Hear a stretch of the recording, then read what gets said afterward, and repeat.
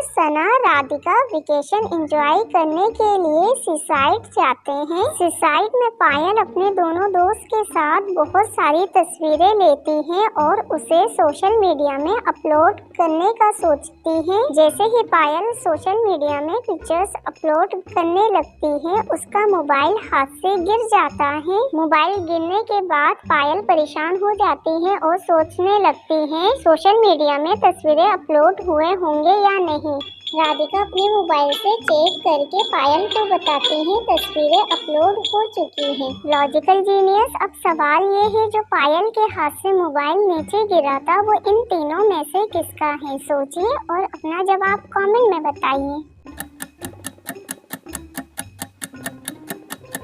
पायल के हाथ से जो मोबाइल जमीन पे गिरा था वो सना का है। राधिका ने इंस्टाग्राम ऑन करके जब तस्वीरें